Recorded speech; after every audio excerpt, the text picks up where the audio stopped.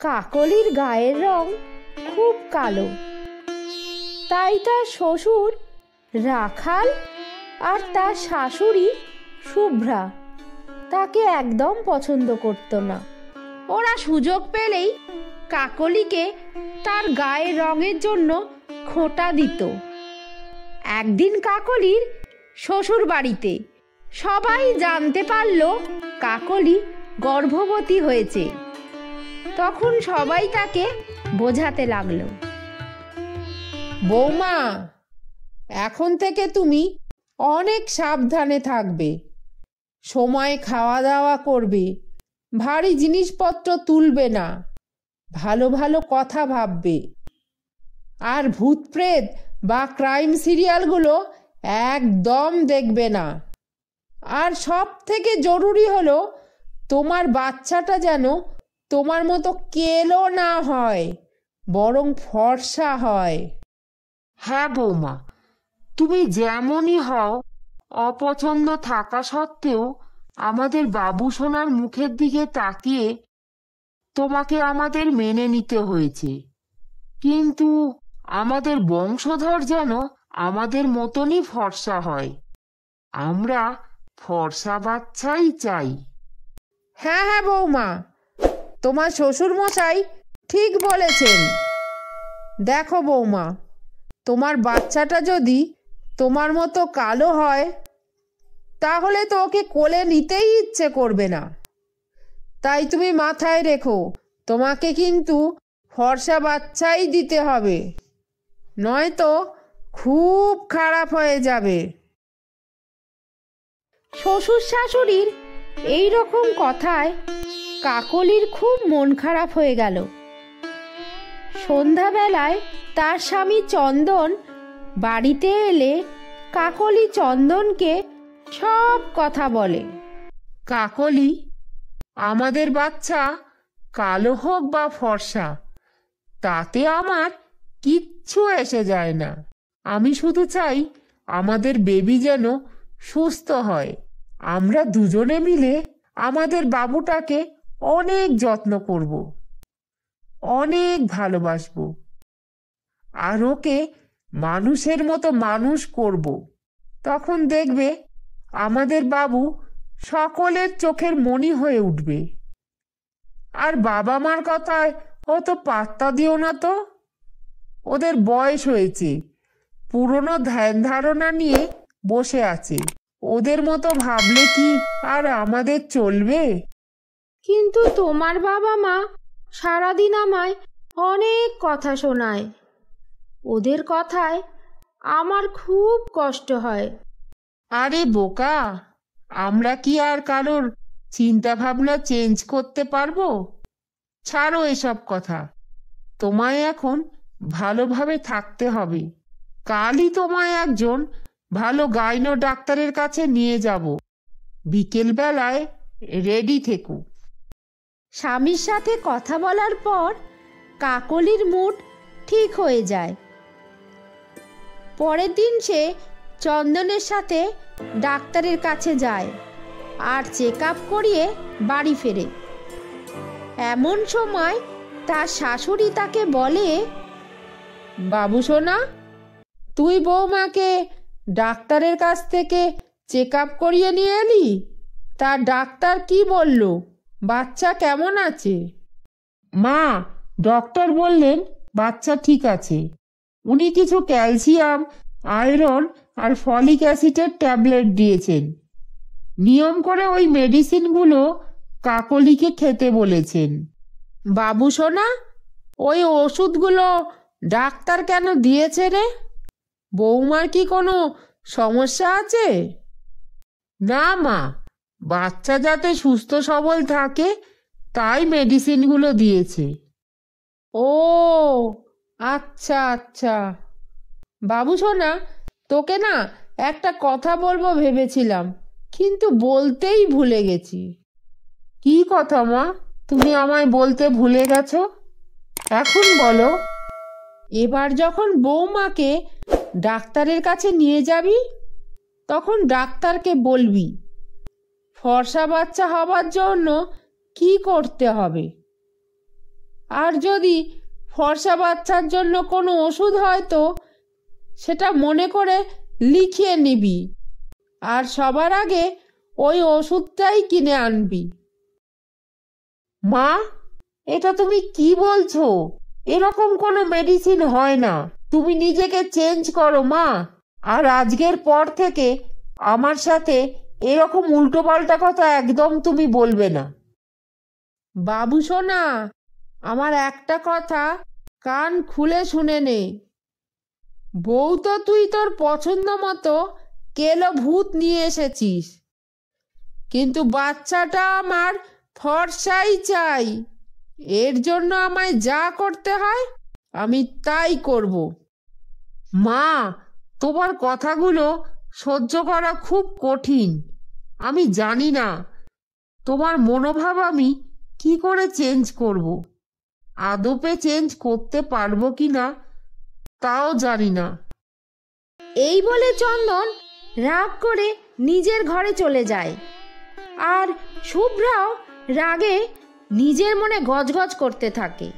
সেই সময় রাখাল তাকে এসে বলে, কি হয়েছে গিন্নি, তুমি এত রেগে গেছো কেন? আরে রাগ করছি কি সাধ করে, দেখো না বাবু সোনা আমাকেই বদলাতে বলে চলে গেল। নিজের বউকে তো আগে দেখ কেমন কালো কয়লা। যদি আমাদের বংশধরও ওর মতনই কালো হয় তখন আমি কি করব? শুভ্রা, কালো বাচ্চার কথা ভেবে ভেবে না আমারও রাত্রে ঘুম আসে না। একেই আত্মীয় স্বজনদের কাছে বৌমার কালো রঙের জন্য অনেক কথা শুনতে হয়। তার ওপর নাতি নাতনি যাই হোক না কেন, সেও কালো হলে সমাজে আর কান পাতা যাবে না। ঠিক বলেছ, এবার আমাদের দুজনকেই যা করার করতে হবে। ওই কালো ঝুল বৌমার বাচ্চাটা যেন ফর্সা হয়, তার দায়িত্ব আমাদেরই নিতে হবে।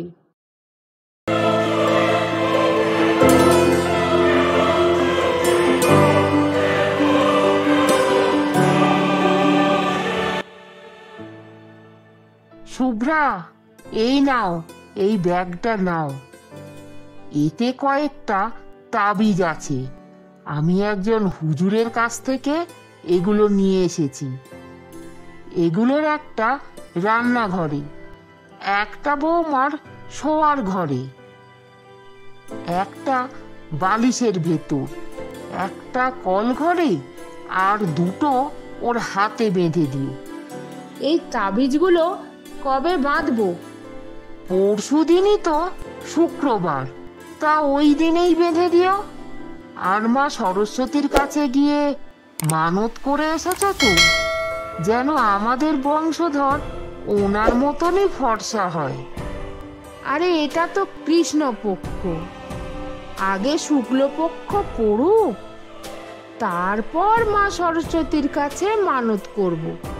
বলবো, মা গো, তোমার কাছে পড়ুয়ারা এসে বলে মা পরীক্ষায় পাশ করিয়ে দাও, আর তুমিও সবাইকে ক্লাসে তুলে দাও। তোমার কাছে আমার একটাই চাহিদা মা গো, আমার নাতিকে তোমার মতো গায়ের রং দাও, যাতেও ওর মায়ের মতো কুৎসিত না হয়। সমাজে আমার মান সম্মান রেখো গো মা, সমাজে আমার মান সম্মান রেখো। হ্যাঁ হ্যাঁ, তুমি তাহলে শুক্লপক্ষেই মানত করে নিও। আর একটা কথা, আমি আজ একটা ম্যাগাজিনে পড়েছি নারকেল খেলে বাচ্চা ফর্সা হয়। তুমি রোজ বৌমাকে নারকেল খাওয়াবে।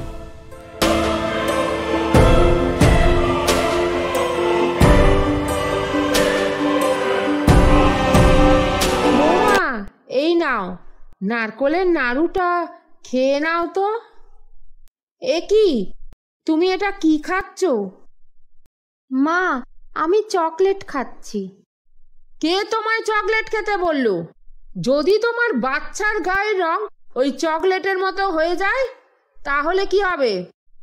দাও, দিয়ে দাও আমায়, ওই চকলেটটা আমায় দিয়ে দাও। মা, আমার এই চকলেটটা খেতে খুব ইচ্ছে করছে। খাই না মা, এটা আমাকে খেতে দিন। না, আগে তোমার বাচ্চাটা হয়ে যাক, তারপর যা খুশি তাই ঠুসো। এখন এসব হবে না।